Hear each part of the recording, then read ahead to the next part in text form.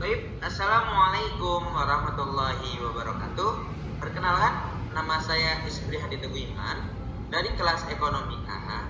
Di sini saya akan menjelaskan tentang studi kelayakan yang saya telah pelajari dan saya pahami.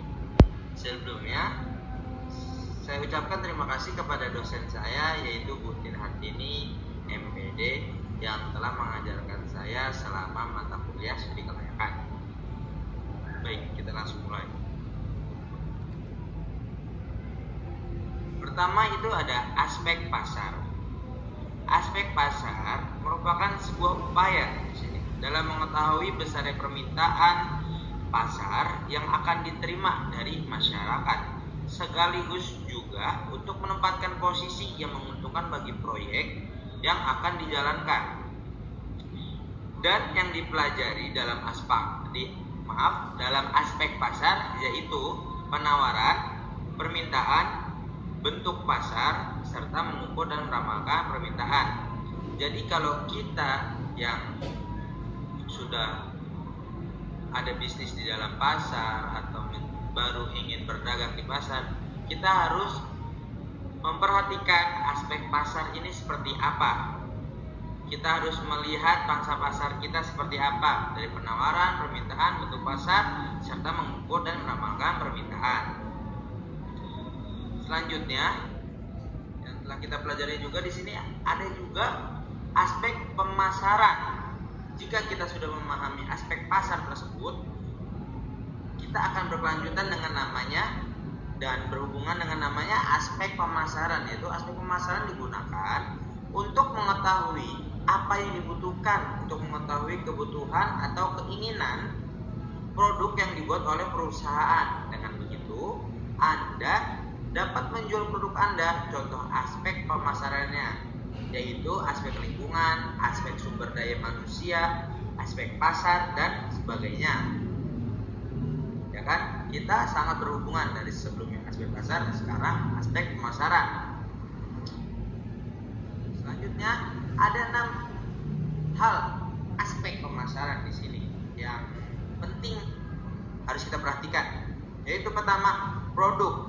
Langkah pertama untuk mengembangkan strategi pemasaran produk adalah memastikan Anda memiliki produk yang kuat.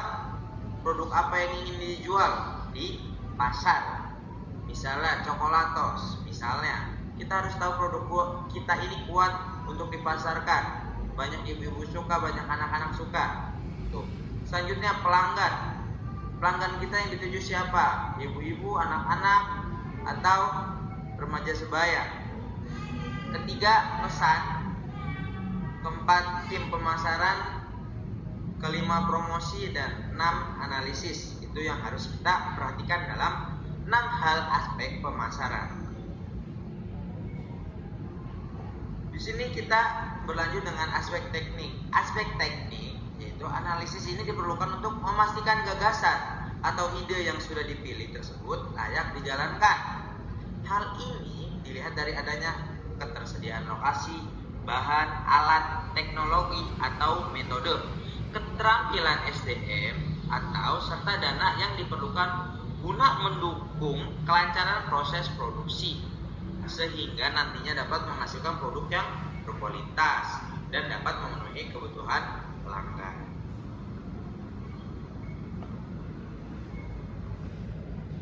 Baik, selanjutnya ada namanya di sini aspek hukum. Aspek hukum mengkaji ketentuan hukum yang harus dipenuhi sebelum menjalankan usaha. Ketentuan hukum untuk jenis usaha berbeda-beda tergantung pada kompleksitas bisnis tersebut. Adanya otonomi daerah menyebabkan ketentuan hukum dan perizinan antara daerah yang satu dengan daerah yang lain berbeda-beda. Dan selanjutnya ada aspek manajemen dan organisasi. Aspek manajemen dan organisasi ini dalam studi kelayakan menggambarkan tugas atau wewenang dan tanggung jawab masing-masing bagian. Struktur organisasi akan mempermudah perusahaan melakukan pengendalian. Terus ada desain struktur organisasi ditentukan oleh strategi bisnis, lingkungan, teknologi, dan orang-orang yang terlibat di dalamnya.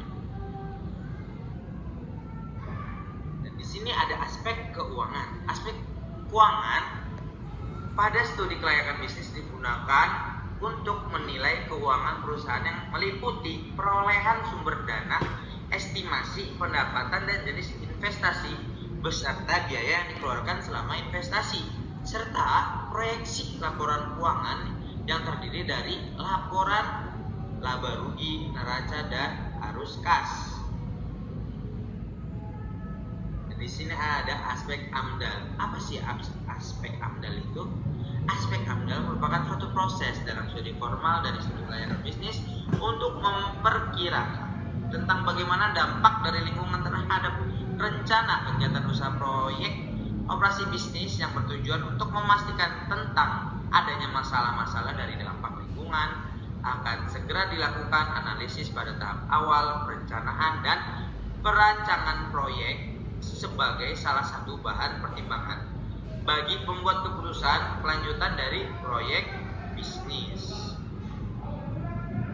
Dan terakhir yang telah kita pelajari di studi kelayakan itu ada analisis kasus penulisan.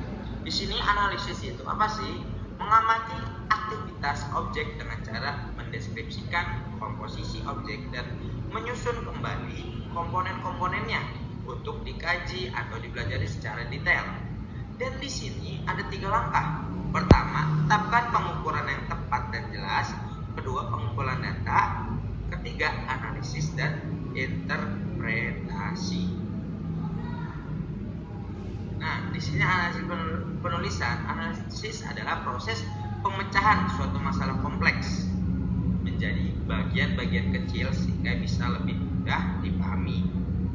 Itu saja yang saya pelajari dari mata kuliah studi kelayakan. Mohon maaf jika kesalahan itu datangnya dari saya, jika saya itu dari Allah Subhanahu wa taala. Syukron hazamini. Wassalamualaikum warahmatullahi wabarakatuh.